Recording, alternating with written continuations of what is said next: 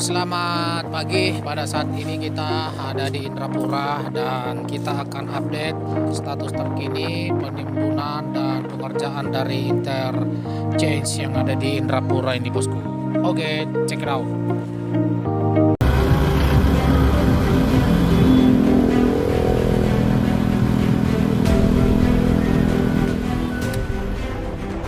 Proyek pembangunan Jalan Tol Tebing Tinggi Parapat terus dikebut oleh pihak Waskita Karya selaku pelaksana proyek. Untuk tahap awal, pembangunan tol yang menjadi proyek prioritas nasional tersebut akan diselesaikan pada ruas Jalan Tebing Tinggi Serbelawan sepanjang 30 km. Pembangunannya dibagi dalam 4 sesi, yang saat ini dikebut pengerjaannya adalah Tol Tebing Tinggi Serbelawan sepanjang 30 km. Rencana awal proyek ini ditargetkan selesai pada Agustus tahun 2020. Salah satu persoalan yang kerap dihadapi dalam pembangunan tol adalah soal pembebasan lahan. Untuk ruas ini, proses pembebasan lahan sudah mencapai 70%. Oke, selamat siang, bosku. Saat ini kita ada di lokasi pembangunan interchange Indrapura dan Kuala Tanjung ini, bosku. Kondisinya seperti ini, masih pembangunan penimbunan yang dilakukan oleh kontraktor.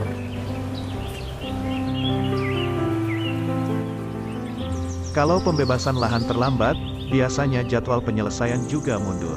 Ada yang mundur hingga 1 tahun, bahkan lebih 1 tahun. Pasti nanti akan perpanjangan, ujarnya, Faki saat menghadiri sosialisasi bahaya nafza di Bacingplan, Desa Nagasiangan, Serdang Bedagai, Sumut. Menurutnya mayoritas, faktor penghambat utama pembangunan proyek tol adalah pembebasan lahan. Informasi terakhir sudah 70% pembebasan lahan. Susah bisa mulai rigid untuk material, kalau Agustus secara hitungan-hitungan masih bisalah selesai sesuai target jelasnya. Selain pembebasan lahan, kata Faki, faktor cuaca juga memengaruhi. Seperti pada 2019 beberapa kali terjadi cuaca ekstrim di Sumut sehingga menghambat pembangunan proyek.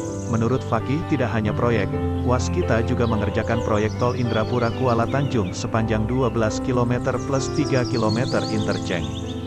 Total yang dikerjakan Waskita saat ini sepanjang 45 km, sedangkan proyek tol Serbelawan Siantar dan Indrapura Kisaran juga sedang berjalan paralel, namun berbeda kontraktor, katanya. Faki juga menjelaskan bahwa PT Waskita Beton Prekes Terbuka adalah anak perusahaan Waskita Karya yang memproduksi beton. Tujuannya adalah mendukung proyek yang sudah ada dan juga akan mengembangkan retail untuk menjual barang-barang. Kalau hanya mengandalkan proyek menurun kita jadi menurun juga.